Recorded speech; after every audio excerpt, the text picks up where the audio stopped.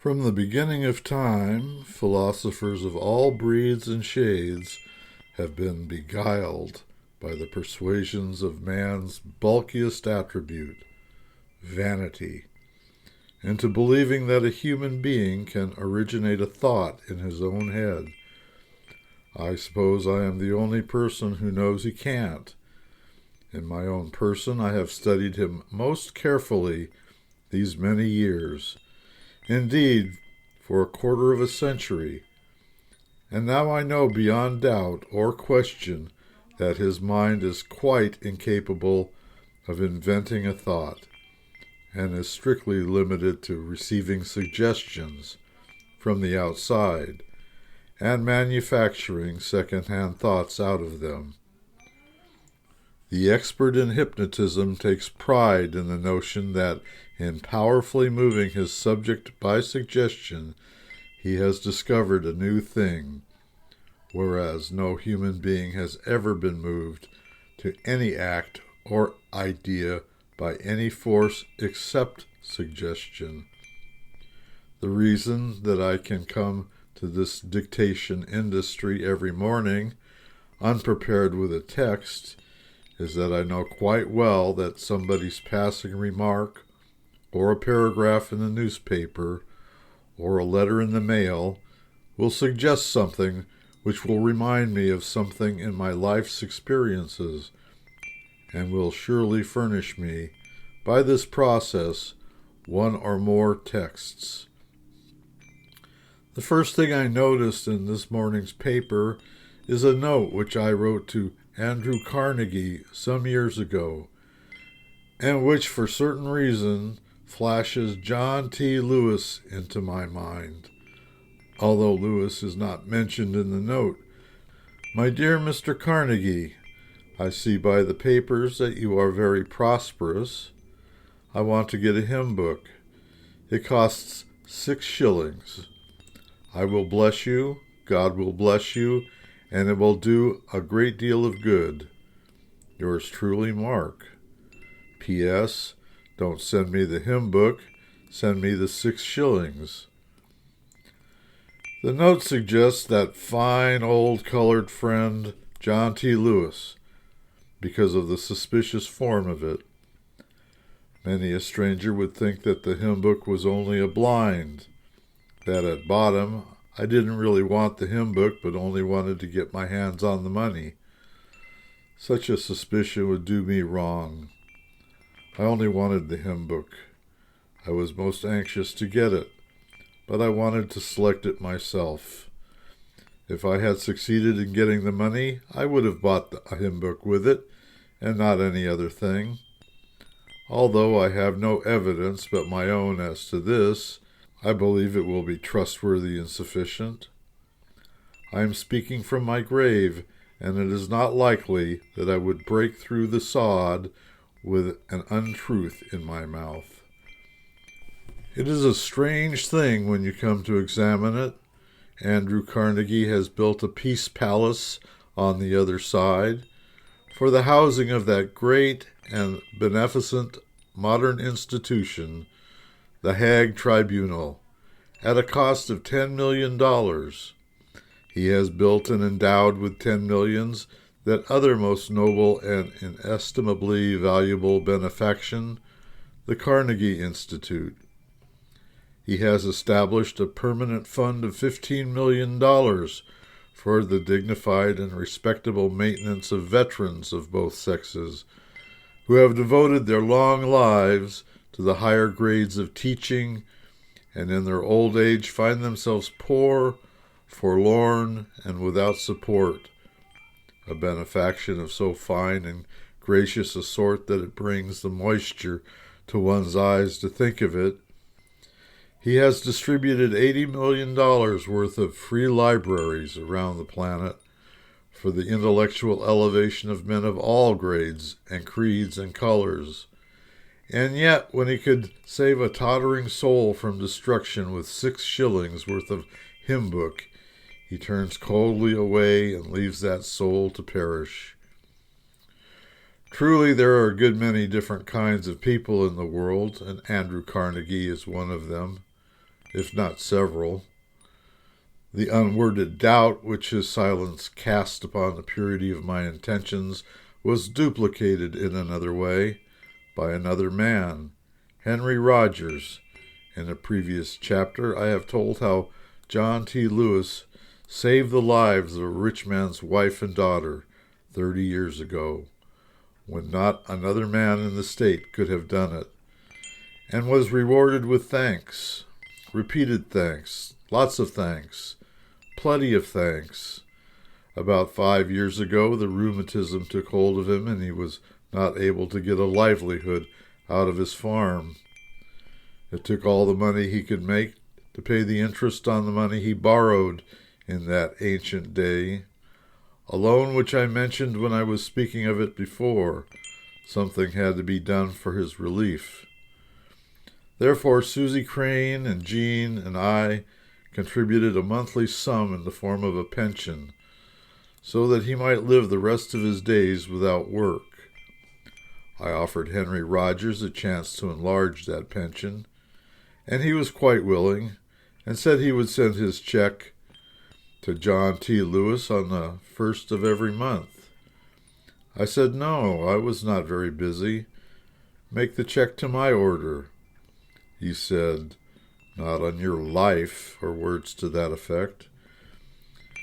He did not stop with that injurious remark, but suggested that it was more likely that there wasn't any such colored man as John T. Lewis. I offered to bring witnesses, but he said he believed he could do better by getting someone else to select the witnesses.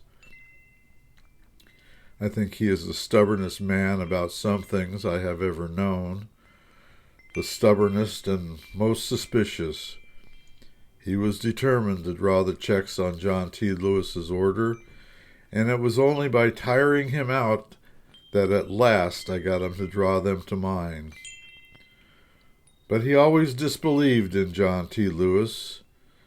I got myself spaciously photographed alongside of John T. Lewis, standing in front of the farmhouse at Susie Crane's farm. It did not convince him. He merely looked sad and framed it and hung it up in his private office at 26 Broadway and labeled it the imaginary John T. Lewis, and there it hangs yet. Hangs there looking so honest that it would convince any but an implacably prejudiced mind. I pledge my honor. I always sent the money to Lewis. Moreover, I sent it through Susie Crane, who delivered it to him month by month in person, and to this she will testify, knowing well enough to know that if she declines, I will make trouble. The pension set Lewis up quite to his content, made a tranquilly carefree and happy man of him, and thenceforth he claimed he was the only absolutely independent man in the county. As you perceive, it was the Carnegie spirit over again, with this difference. John T. Lewis did get Henry Rogers' money, but I never got the hymn book. While I was taking a long and comfortable and unearned holiday at Fairhaven a few weeks ago, the following letter arrived at Dublin from Quarry Farm. It brought the news of Lewis's death and added certain particulars. I call attention with just pride to the title which it confers upon me. All who know me, except perhaps Henry Rogers and Andrew Carnegie, will grant that I deserve it. It is a matter of pride to me to reflect that I acquired it without the help of a hymn book. I do not know that I am surprised to find by the letter that Lewis was a Dunker Baptist. He was born one in Maryland, but when I first knew him, something more than a generation ago, he had sampled every religion in the market. In turn, he had found none of them equal to the task of saving a soul like his, and had at last joined the free thinkers and found rest for his spirit. I think it quite likely that in the long lapse of years between that time and this, he went back over his course, taking a bite out of each old friendly religion as he went, and finally fetched up in Dunkerdom, whence in his childhood he had started out on his long and adventurous salvation excursion. Quarry Farm, Elmira, New York, July 23, 1906. Dear and Holy Samuel, several weeks ago I received a call from Lewis, which should have fallen to your lot instead of mine. For all the half hour as I stood under the vines on the front porch visiting with Lewis, you were in my mind. He was half reclining in a low open wagon into which he could climb and out of which he could easily roll. Lewis began by saying, "You have been very kind to me, and I thought it was not quite fair for me to slip away without telling you I was failing. And I wanted to talk with you about getting one of my own people to preach the funeral sermon. The nearest Dunker Baptist minister is in Brooklyn, a white man, and I want, if possible, to get him to come up here for a few days to learn about my character, so that he can speak intelligently at the funeral. Would you be willing to give a little something toward it, and maybe some other friends would?" While a worldly ambition of this nature did not strongly appeal to me, it was the request of a dying friend, and I said yes, I would help bear the expense. Lewis then said it would be great comfort to talk with one of his own faith, which was easy to understand. He then said, "Would you be willing to give him a meal if he comes?" "Certainly," I promised, and after a little talk about when I should pay the rent of his farm, he went on to get his mail, his precious checks, and see his doctor. The doctor forbade his going to town, but after a few days of rest, Lewis was again on the road, impressing all who saw him with his feebleness. Perhaps 10 days ago he gave up the trips when I made all the calls, as he went steadily down. He was always cheerful and seemed not to suffer much pain, told stories, and was able to eat almost everything. 3 days ago a new difficulty appeared, on account of which his doctor said he must go to the hospital for care, such as it was quite impossible to give in his home. He died on the way there. With love, Susan L. Crane. After a few days, the following interesting letter arrived. Friday, July 27.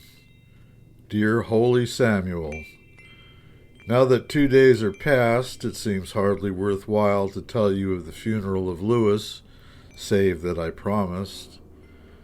At the hour named, a goodly company of colored and white friends gathered at the parlors of the undertaker, where all the arrangements were made in good order.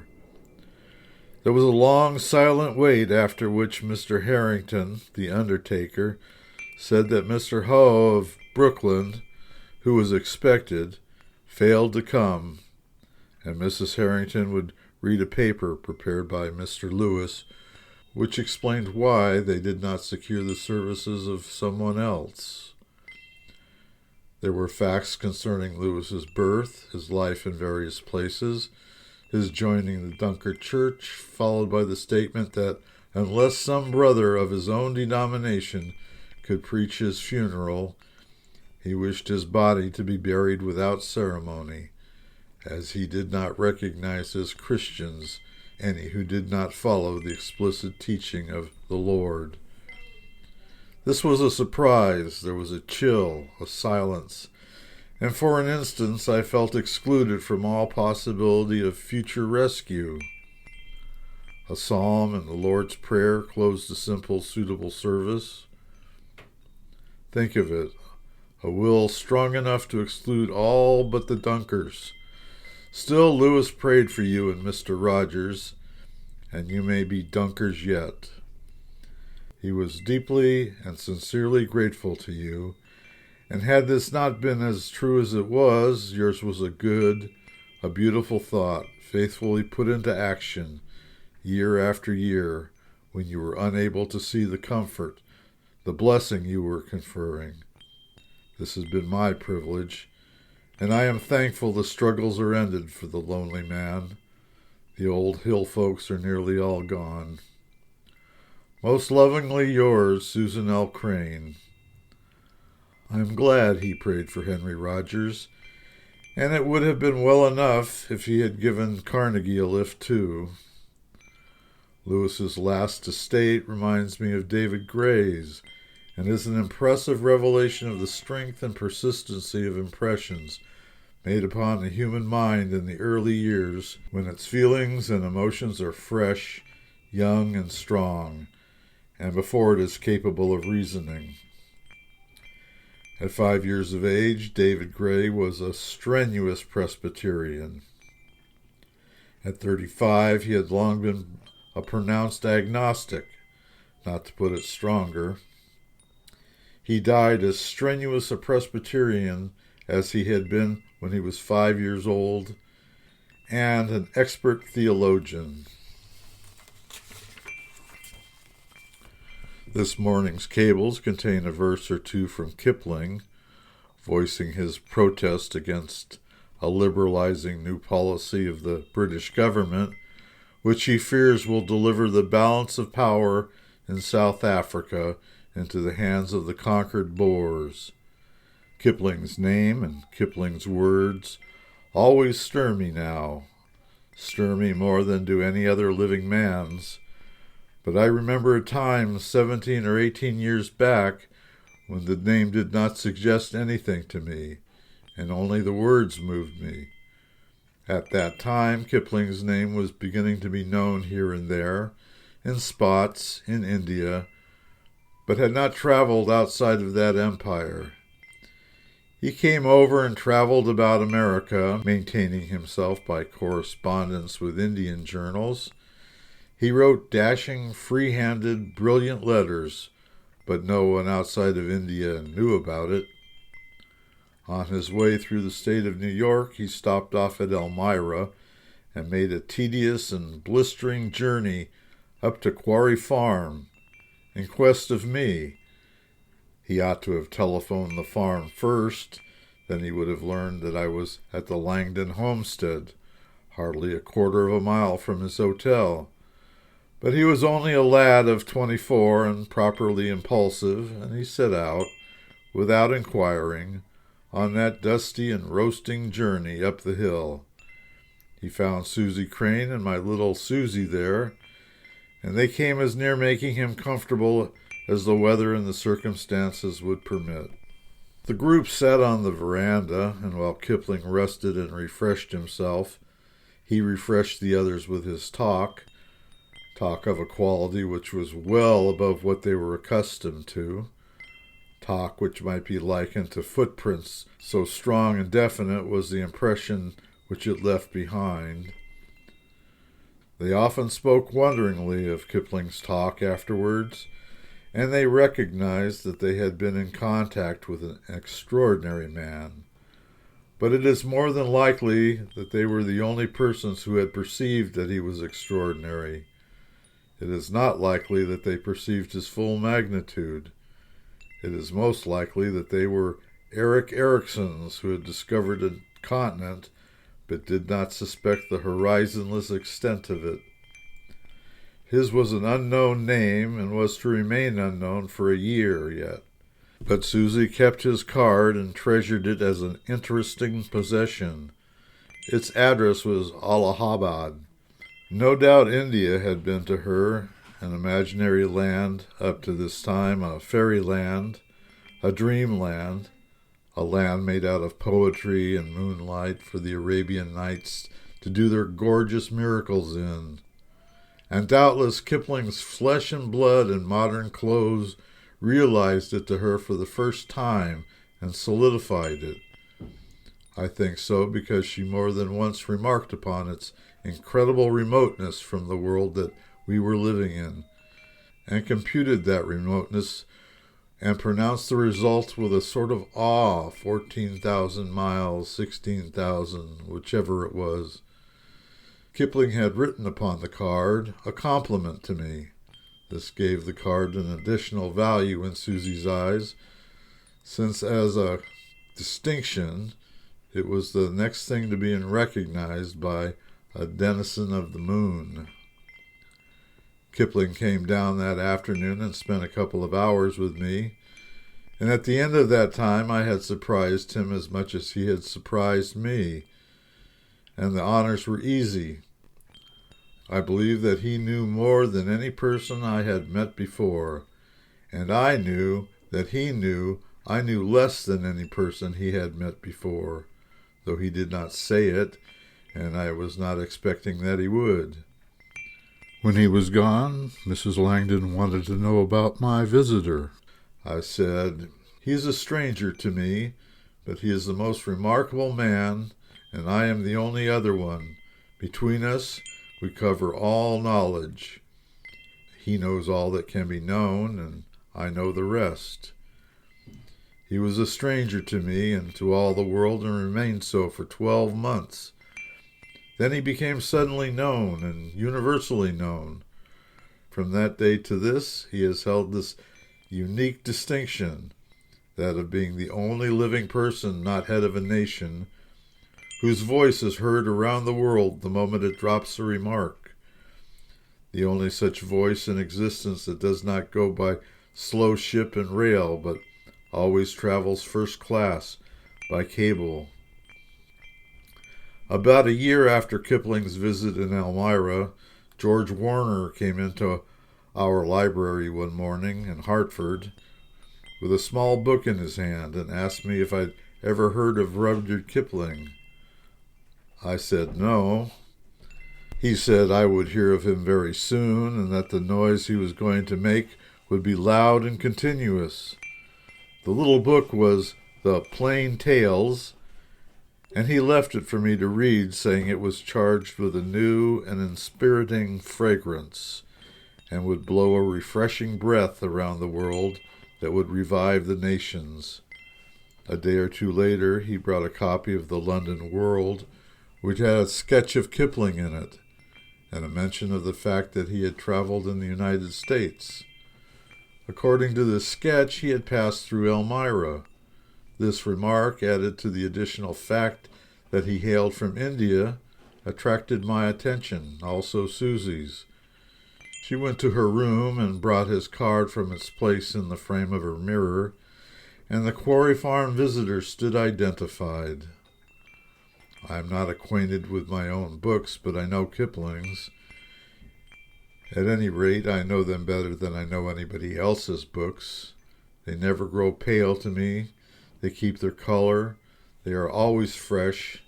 Certain of the ballads have a peculiar and satisfying charm for me. To my mind, the incomparable Jungle Books must remain unfellowed permanently. I think it was worth the journey to India to qualify myself to read Kim understandingly, and to realize how great a book it is. The deep and subtle and fascinating charm of India pervades no other book as it pervades Kim. Kim is pervaded by it as by an atmosphere. I read the book every year, and in this way I go back to India without fatigue, the only foreign land I ever daydream about or deeply long to see again.